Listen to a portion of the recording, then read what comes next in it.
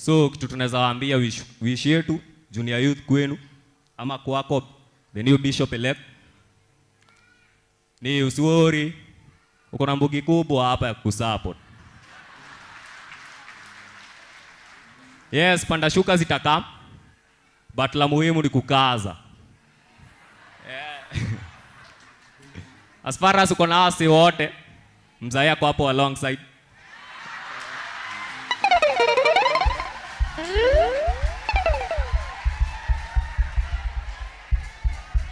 Aya, shukran watu yangu jia kutusikiza.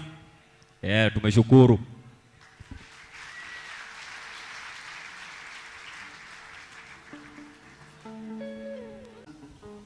Praise God, church. Praise God again. Praise God, church. Praise God, the side of clergy. I have a presentation. It's a poem about to welcome our new bishop. Our new bishop, Bishop Geoffrey Mwangi Wanjiro. Welcome here at Priesthood Fellowship Church headquarters. Congratulations. It gives us joy to see you entrusted with a very high and important position in the entire Priesthood Fellowship Church.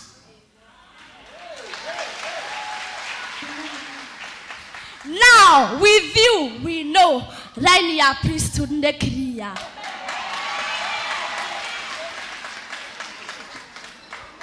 To our Papa, His Eminence Bishop Gitahi Wangari, here comes the man that you saw. Thank you for honoring him and ordaining him with a clean heart.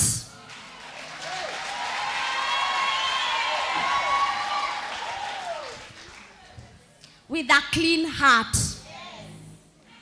Our new bishop, take it with courage. With Papa behind you, nothing to worry. He has cleared the way for you. We wish you God's blessing and more anointing. Be blessed. Thank you. On stage is Tracy Ongoing Minor, grade 9 Lana, John Wanini Karaoke, grade 8 Lana, and Joy Mito, grade 7 Lana, from Priesthood Fellowship Church, Kahawa West, presents Never Despise a Humble Beginning. Be our guest.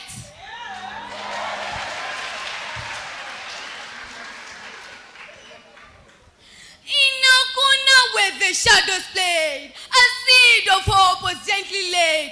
No silver spoon, no golden thread, no stepping block to catapult the mighty dream. No shoulder to lean on, but faith and listening to the voice of God.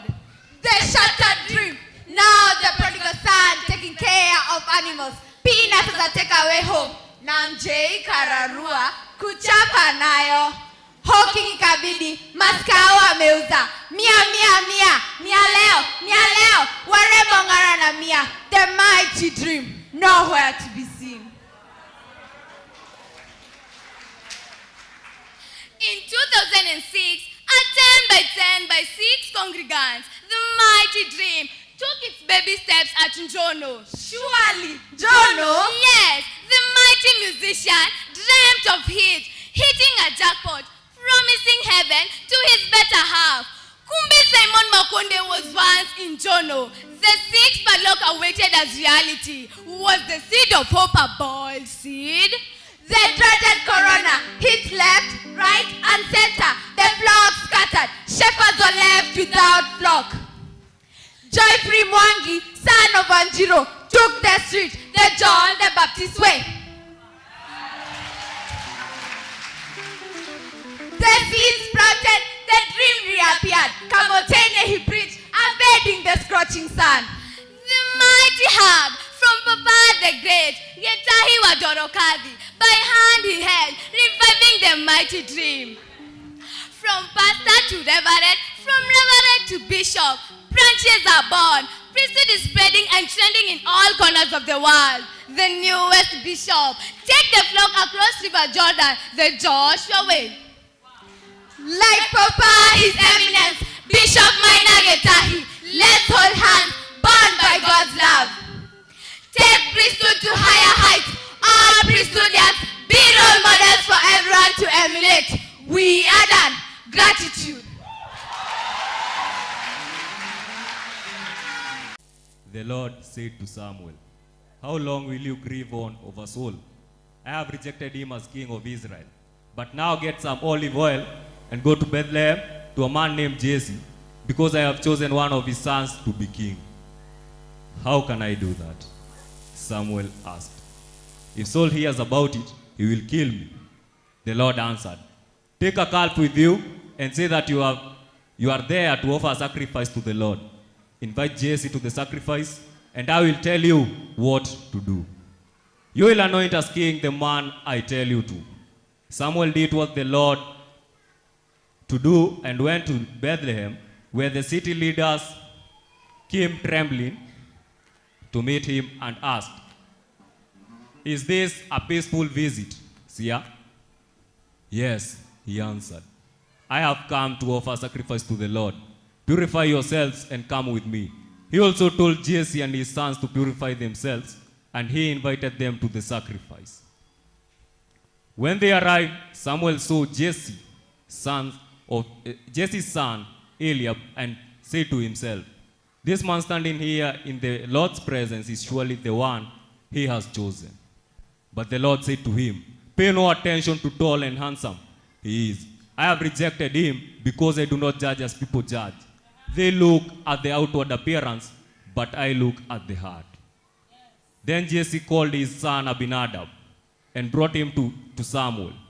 But Samuel said, no, the Lord hasn't chosen him either. Jesse then brought Shammah. No, the Lord hasn't chosen him either. Samuel said, in this way Jesse brought 7 of his sons to Samuel, and Samuel said to him, no, the Lord hasn't chosen any of this. Then he asked, have you any more sons? Jesse answered, they are still the youngest, but he is out taking care of the sheep. Tell him to come here, Samuel said. We won't offer the sacrifice until he comes. So Jesse sent for him. He was a handsome, healthy young man, and his eyes sparkled.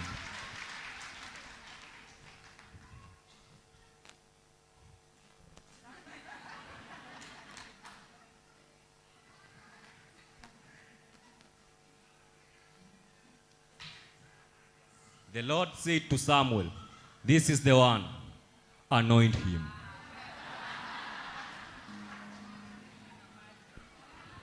Samuel took the olive oil and anointed David in front of his brothers. Immediately the Spirit of the Lord took control of David and was with him from that day on.